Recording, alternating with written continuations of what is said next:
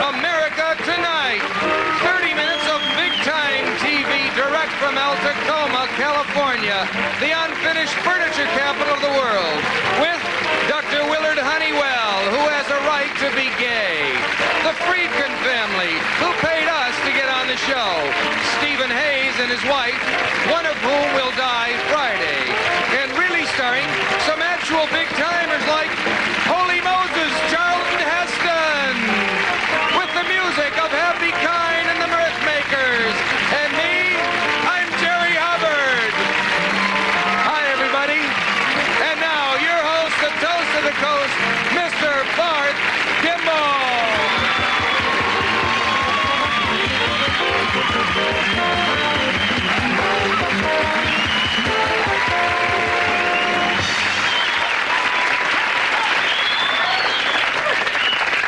Thank you. Thank you, thank you, thank you. I am Barth Kimball. I know that's new to a lot of you. Get used to it. And welcome to... Whoops. Almost broke network rule numero uno there, getting the title of the show wrong. Welcome to America Tonight. Now, you folks are watching me for the first time, not on a dinky little local channel, but on a network. Yes, I am finally network.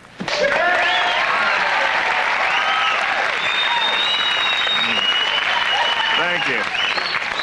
Yep, water's found its own level. For you new friends, it must be kind of puzzling how a talent of these dimensions has been squandered for so long on a viewing audience of only some 30,000 people in Ohio, and thanks to the cable in northern Kentucky. Well, now the question, the big question I'm sure in all of your minds, and I'll give you the benefit of the doubt there, is which one of the 4 major networks plucked me from the vast wasteland of regional TV to be a national star? Well, it's the one you're watching, of course, the UBS network. UBS, where we put you before the BS. How about UBS?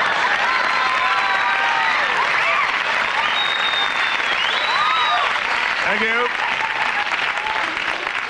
Now, as Jerry explained earlier, this is almost Hollywood. It is California, that's for sure. El Tacoma, which is where we are, is 28.4 miles from Hollywood as the crow flies, or 46 miles by freeway, a little over 4 hours. Which brings us to the subject of my announcer.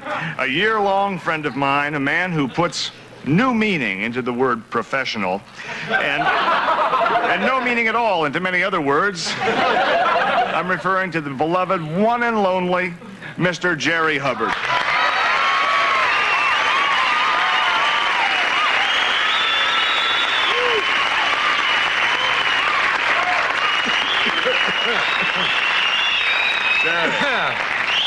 What's that California air got you there a little bit? Oh, yeah. Well, you've got to protect your throat out here. That's what the scarf is for? Gee, oh, you yes, look nice. Yes, you don't need the glasses, Jerry. You do, as a matter of fact. A lot of people say, oh, that's that old Hollywood style. Yeah. But, you know, it does. It keeps people from recognizing you. That's why you're wearing it? And you know something? What? It works. Incidentally, this is our UBS logo. I drove over here with us in the, tried to like a sticker put in the windshield of the car, but it made it a little hard to peek over. I had to drive with my head out the window there, but that's it. Oh, that's terrific. That's UBS, and we're with them. Yeah. Jerry, for those of you who've never seen him, he'll be here doing what he tries to do so hard every night, and in a way, so can you, because we're going to give you, the public, a chance to sing. The public's going to have a chance to dance, tell jokes, or simply state your views, as long as you buy that airtime in a segment we call Money Talks. If you got a song, some gripes or some squawks, let it all hang out on Money Talks.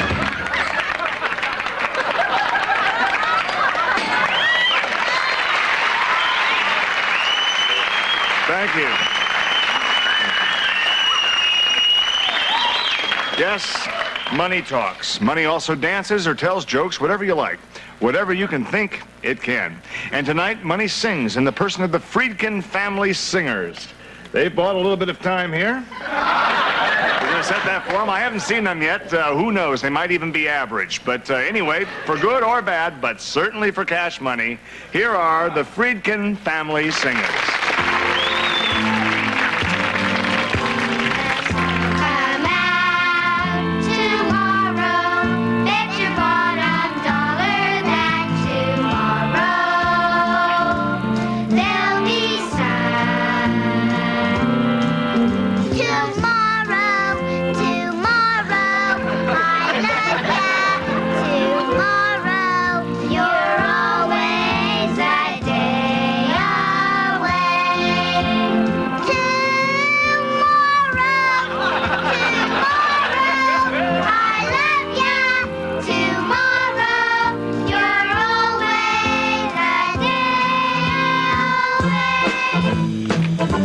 Sorry,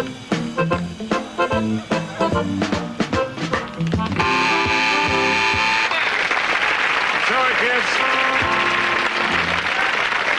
Boy, that minute went by fast, didn't Time's it? up. I'm really sorry. Fastest minute in show business. It really was. That and that flew saves by. us from seeing the show, too. That was from Annie, wasn't it? Huh? Yeah, that's great. great. Yeah. I'm sorry to cut you off. I'm sorry for you. I think I'll get over it. Want to make sure you kids get your receipt. I think you could probably charge this receipt off as entertainment deduction.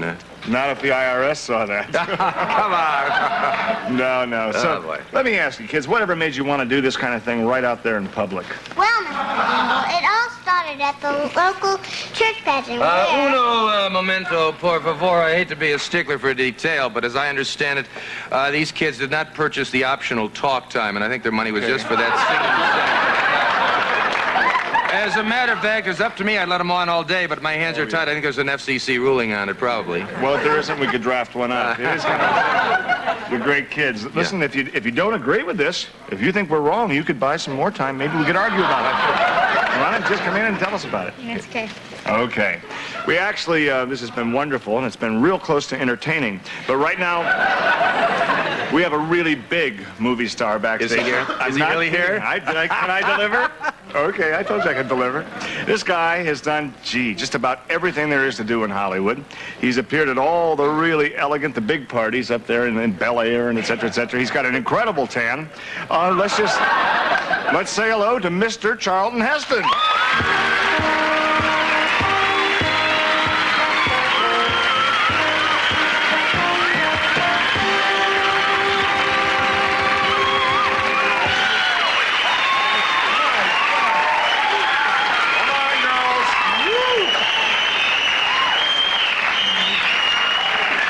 I don't believe it. Incredible.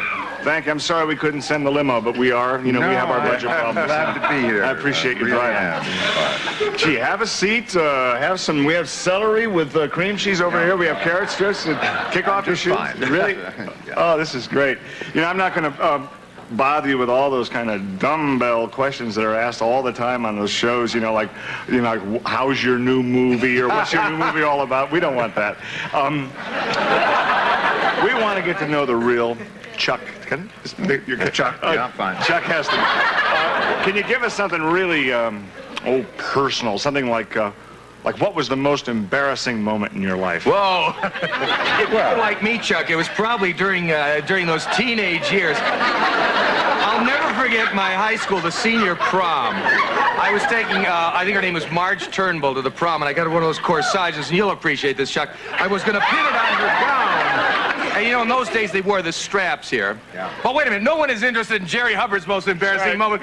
He asked you, Chuck, so the ball's in your court. Go ahead. Thank you very much. This is an interest to me, too. Okay. Well, actually, I remember my most embarrassing moment was I was about 14, see? Those And teen years, that's what I was saying. And they fall anywhere between, what would you say, 13 and 21, give a year or two, and you said 14, so that kind of bears me out. Am I right, Chuck? That's right. Yeah. Okay, let's change the subject and see if we can lose the luggage over here. And let's get right down to it. We can do things on UBS they can't do other places. Tell us about your first sexual experience. I'm sure. I don't believe it. Let's get right down to it. Who, what, where, and when? And how? All right. I was about 16, really, and it Those was... teen years again. How about the terrible teens? I mean, it's the worst period in your life. Big problems, and the first time is always just murder. Am I right? There you are in the back seat of a car in your boxer shorts with some girl who's practically a stranger. Your buddies are outside the car pounding on the window and rocking the car and hitting on the hood. It's so I can't blame you for being embarrassed. And to top it off, you were probably inept, too. Am I right? If not, totally lousy. But who could blame you for being embarrassed? I mean, we were all inept at the time. But it's really interesting to hear that Charlton Heston was inept. We didn't hear that. Right, okay. Could I maybe buy some time? That's a good idea,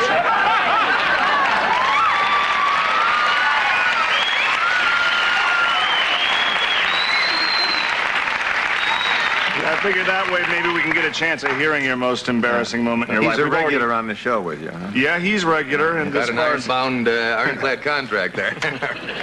Yep. Yeah. Well, as far as most embarrassing moments in life go, I think we've just seen mine.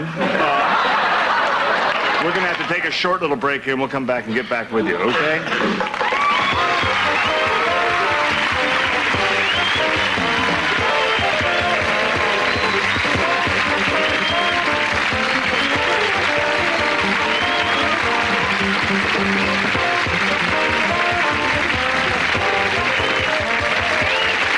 Channel 32. WFLD TV.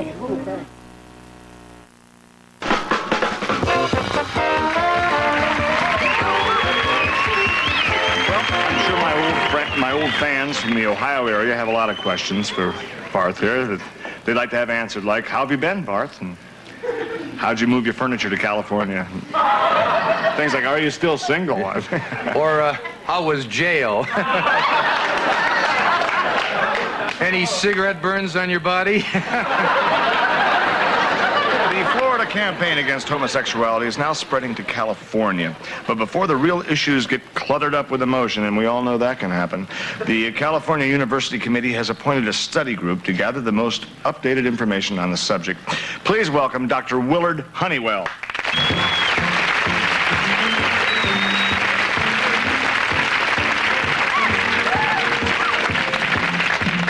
Doctor in spite of himself, eh? Yeah.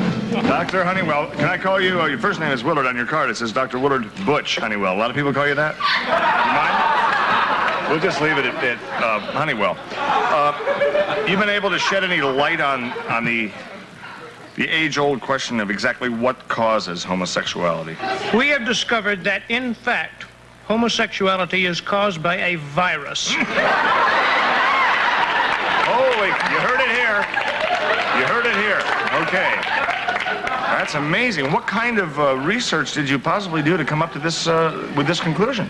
We took some blood samples from a group of homosexuals and then injected the virus into a group of straight monkeys.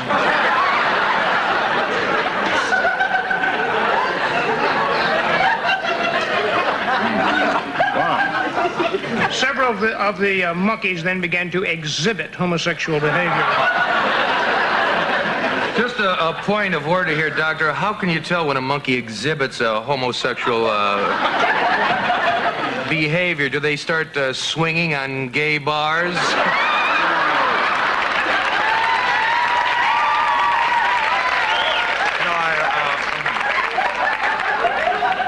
Needless to say, I'm kidding. Seriously, I think it's wonderful, the study you're doing of these animals here. Now that you've found the so-called homosexual virus, are there any plans for a cure or a prevention? Barth, unfortunately, no existing drug has proven to be effective. That's why we have developed a vaccine against homosexuality. We're not making any moral judgment now, you understand? However, if someone is stricken with homosexuality, we believe he has a right to be cured, and we'll make damn sure he is. So in other words, he can come right into the office and just get a shot right in the arm or in the part that goes over the fence last or whatever. No, Barth, we inject the vaccine directly into the wrist.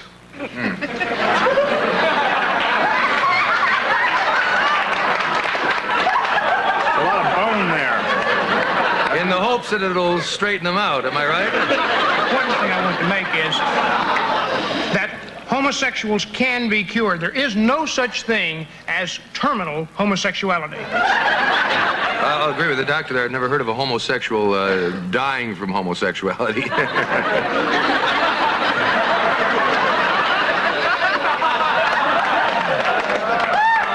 Well, now that a cure is available, do you find a lot of homosexuals coming to you for help? Strangely enough, Barth, no one has come to us for help.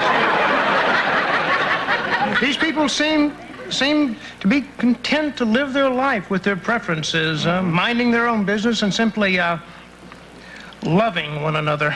Well, there's nothing wrong with that, and I guess maybe they know something. Or maybe that virus has gone to their brain. I don't know. Well, Jerry, I think when you said, I don't know, you summed up an awful lot for all of us. We know you don't know, Jerry, and I want to thank you, Doctor, on the chance that you might know. We'll be right back with more of America Tonight after these words.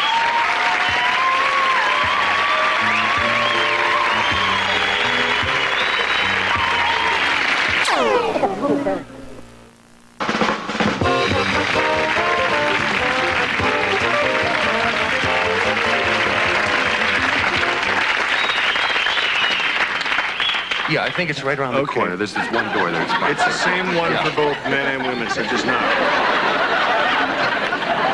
The UBS network is not afraid to tackle the big issues. That's why this Friday we're going to bring you and all those people out there with Nielsen boxes, God love you, and we're going to give you an in-depth report on capital punishment. And it's not all that philosophical double talk you get other places. UBS is the action network, and we'll bring you TV's first actual live execution of a prisoner on death row. And you can ask any network, what is the main responsibility of a network? And they'll say, I think down to a man, they'll say to bring the people what they want. Now, fortunately in California, we have a state that allows the death penalty, and we found a judge who used to be a cowboy movie star. So he understands how something like this could really score on TV. This is the wife of the criminal that we've selected from several auditions of death row inmates. Sally's husband, Mr. Stephen Hayes, was the winner, and we would like to show you a tape of the meeting that we had with Mr. Stephen Hayes. Over here. Look, you're supposed to find me, not me find... Hi, this is Barth Gimble at the Altacoma Prison, death row. With me is Stephen Hayes. How's it going over here, fellas? I'm in trouble.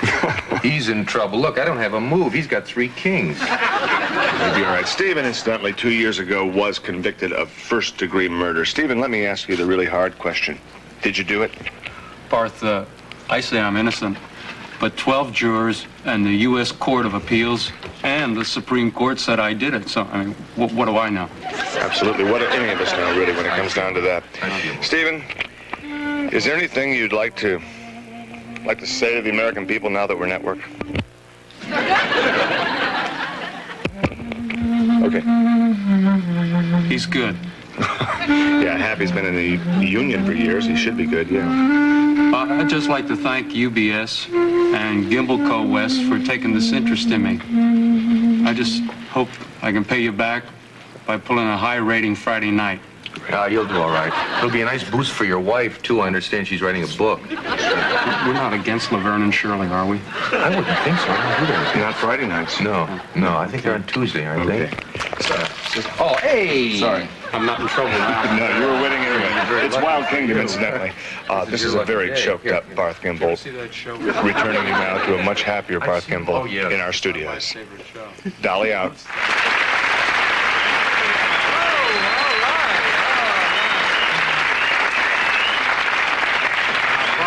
I'm afraid I've got to go. It was a thrill having you on. Could I, before you go, could I impose on you to do something that I've seen so many of you you Hollywood people do? I've seen you on Johnny and Merv and all those shows, and I wonder if I could ask a favor of you. Sure. Well, it's something that all you big stars do when you get together. Could we hug? Whoa! The big guy. Thank you.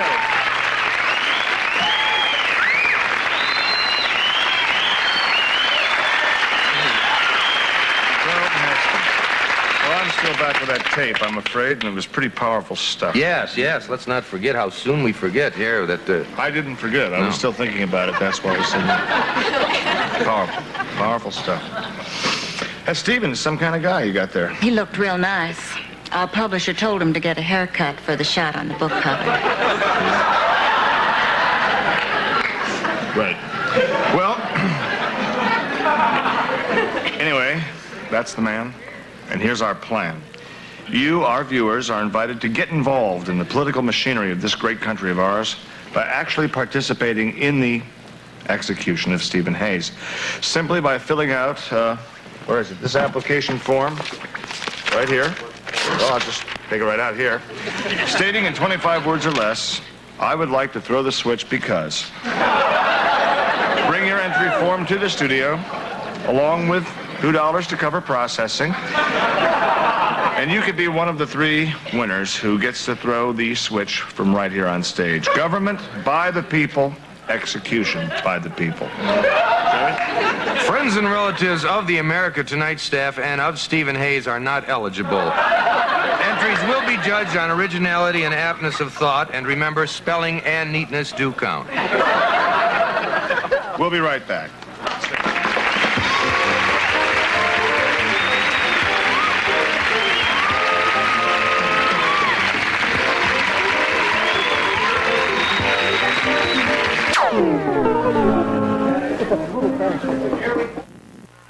Thank you very much. If you just joined us, you're not going to believe this, but Charlton Heston was actually right here. He had to go, and right now, so do we. Well, they went. You had to go a different time. We all have to go. That's our show for tonight. Thank you very much, and see us tomorrow night. We'll see you.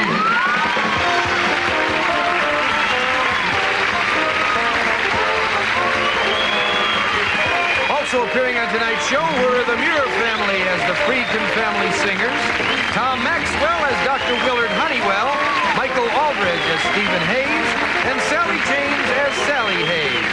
And a special appearance by Mr. Charles